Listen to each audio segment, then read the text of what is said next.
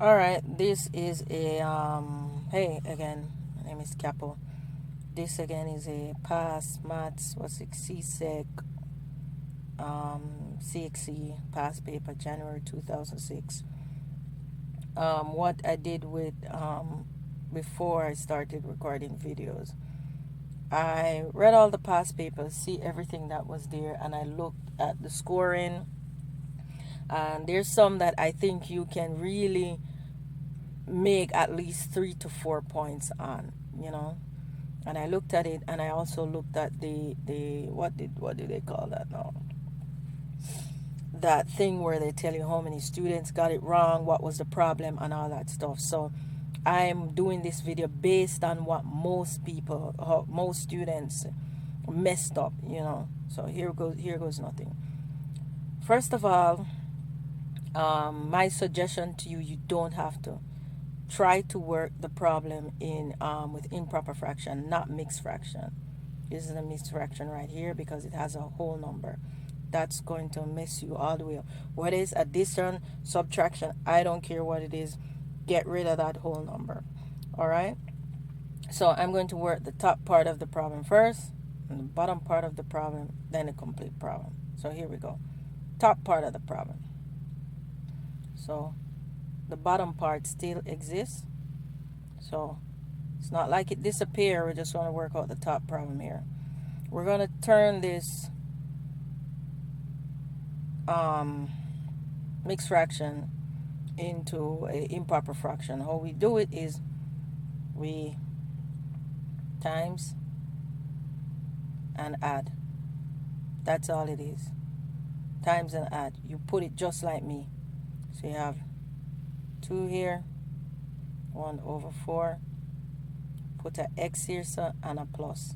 I don't care what you do what I tell you if you do. Alright? This is just a different way. This is just a different way how to do it. There's no if, but, maybe. Just do it. Alright. So you're going to say 4 times 2 is 8. So you put a little 8 right here. So 8 plus 1 is 9. So this becomes 9/4. This is the same as this, but in a different form. So now we have an improper fraction. So that is how we want it. We don't want any whole numbers. It makes it too difficult. You know, too much headache and all this type thing and all that stuff. So here goes nothing. So now we have 9/4 times the same 4/5. You remember how we get the 9/4? 9/4 is the same thing as 2/4 or 2 and 1/4. Let me not say quarter. I don't want to confuse nobody. Just as simple as that. We just change it. How we change it? We say 4 times 2 is 8, and 8 plus 1 is 9. That's just how them have to do it, and that's just how we have to do it. Alright, so now we have this, which is the same thing. Now we have this problem, which is the same thing as this problem. It's just written different. Right? Here goes nothing. We're going to work out the top part. When you're multiplying fractions, this is when you do the whole canceling. It's like dividing, but them slightly different. So we're going to see what they have in common. If my semi 5 timetable, 5 1 5, 5 2 10, 5 3 is 15, it has nothing in common with 9 or 4. Okay? So we can't cancel out them two there. So we see what can cancel. So we notice 4 obviously have something in common with 4.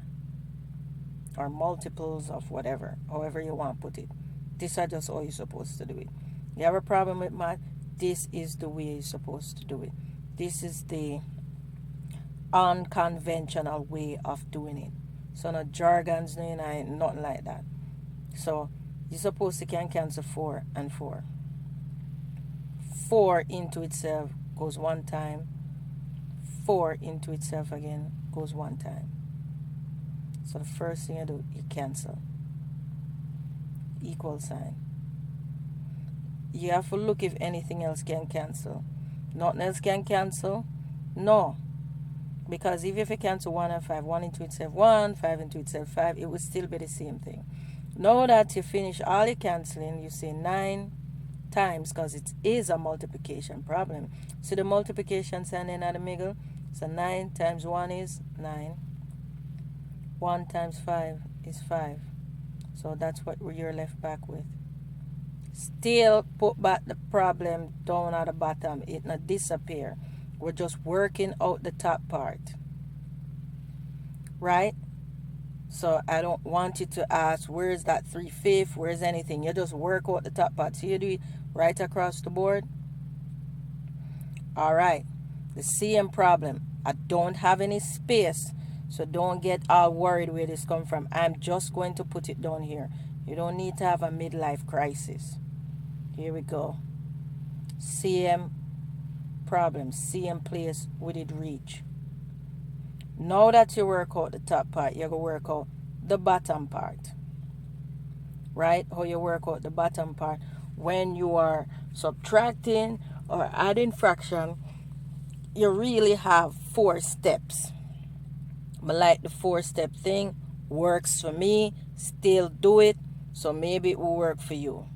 4 steps. I'm going to list the 4 step and we're going to work with it. And this is just for the bottom part. We're done with the top part. All right. 4 steps. 1. You find the LCM of the denominator.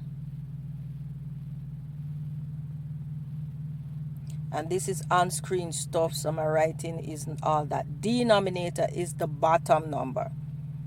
Step 2. You are going to divide the denominator by the LCM. Boom. Step 3. You're going to multiply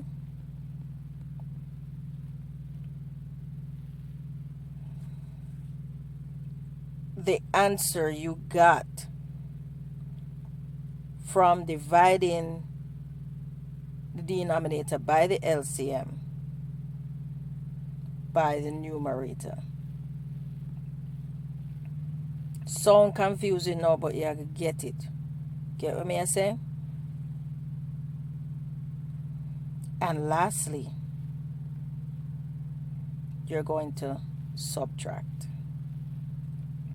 I'll soon tell you where you're going to subtract. 4 steps. We're going to do the 4 steps. You cannot do anything. You have to do the 4 steps. So just follow me. Use a different color thing so you get the memo. 4 step, all right? And this is to work out the bottom part. And this is when you're subtracting. Oh, shoot. Yeah, subtracting fractions. Whenever I say nothing about multiply at the top, divide or not, I say subtracting. Get it? Alright, find the LCM of the denominator. The denominator is the bottom number. How we find LCM is the lowest common multiple. Let me explain that because that may be a news to somehow now. LCM, lowest common multiple. So let's find the LCM of the denominators. Bottom number is what? 5 and 2. So put on 5, put on 2. Right? So it's a lowest common multiple. So we have to put multiples of 5. So 5, 1, 5. 5, 2 is 10. 5, 3 is 15. 5, 4 is 20. And so on, and you keep going. Multiples of 2. 2 1s 2, 2 2s 4, 2 3 6, 2 4s 8, 2 5 10. Stop! Because I noticed that them have something in common. And it's the lowest common multiple. That means where the two numbers have in common, the lowest number. Where you realize them never have 5 in common, but they do have what? 10. So your LCM simple. That is it. So you find the LCM of the denominators. So that's step 1. What is the LCM of the denominator? 10. You get that? So you put 10 right here. You have to write it like this. Don't ask me why. My great-great-grandmother do it that way. Everybody just have, oh man, what the hell? I'm going to undo this. I don't know. Undo. No, redo. Holy crap. I don't know what's going on here. Alright, technical difficulties, nothing to worry about. I'm going to write back my little statement when I write. So I'm going to say multiply denominators and I did have subtract right here, right? Alright, so now we have the LCM. Let's keep it going. So we do step 1, which is 10. Step 2 says divide the denominator by the LCM. What are the denominators? The bottom numbers, right? So you go 5 divided by 10. Some people like to use the word into. It's the same thing. You have to have a midlife crisis. 5 into 10 goes how many times? 2 times. Write it, catch it up at the corner, just like me. Alright? Then whatever you do to one side, it's a one rule we need to follow. You have to do it to both sides. So it said divide it never say one denominator. This problem have 2 denominators. It have a 5 and a 2. And it did step 2 did say divide denominator by the LCM. 2 into 10 or 2 divided by 10. I know my 2 timetable, so I know 2 5 10. 2 into 10 goes 5 times. So I catch the 5 up here. So I just something where you have to do. So if you want me to use the arrow here and put the word divide, that's what you do. Right? You divide this, which end up here that. You divide this, which end up here this. We should all be on the same page right now. So you just do step 2, underline that. Step 3, multiply the numerator by the answer we get from the LCM. You get 2 here, so you're going to put your multiply sign there. So the same thing you have to do on both sides. You just put your multiple sign right there. Alright, run into some technical difficulties earlier, but to continue. Right, so now we're going to multiply the numerator by the answer we got when we divided the denominator. So we're going to multiply the top number there. Remember that.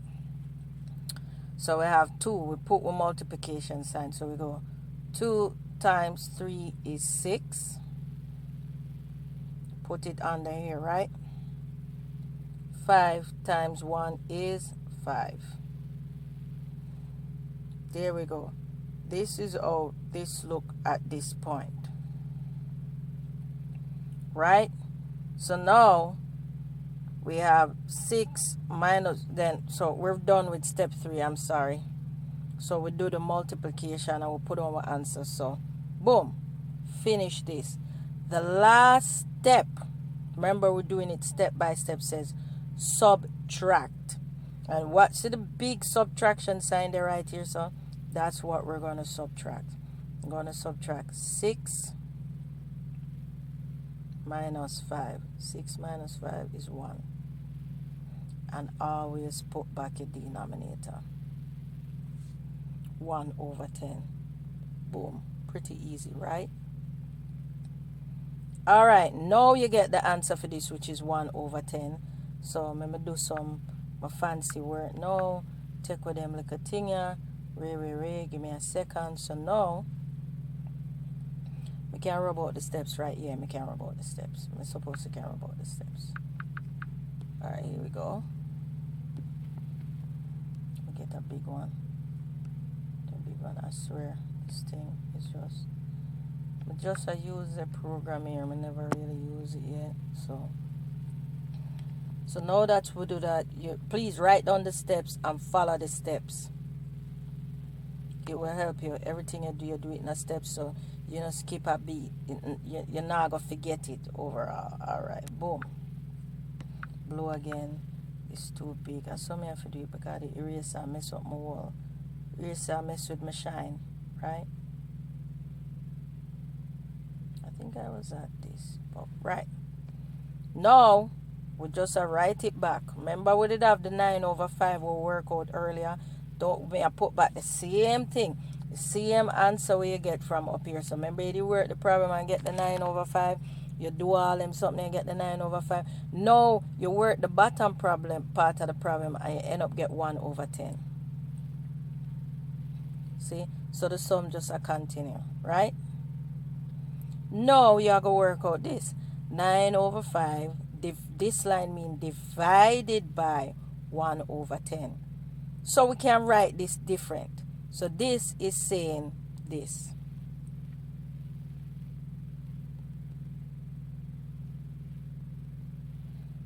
Some people write this like this. That's all for them business. From me, I pit near grow up. And something, I just always write the divide sign. It make me feel good about myself. So this is how me want to do it. This is, I don't want to put no slash. It just, I don't know. It just make the sum look harder when I have the slash. So I'm going to rub out this right here. So, right? I don't know. You can write it the way the end thing for make you feel good. Alright, so here we go. So now we have this. When you are dividing fractions, this is the one thing you have to remember. Just promise me. 98% of the people them never remember when you're dividing fraction, you rewrite the problem. You change the divide sign because technically them say you can't really divide fraction. You can only multiply it.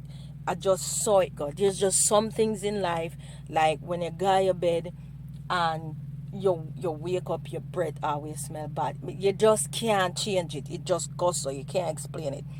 That's how it is for this. When you divide fraction, first thing you do, you rewrite the fraction. You change the divide sign into a multiplication sign. And then you flip. What I tell you if you do, you flip the fraction.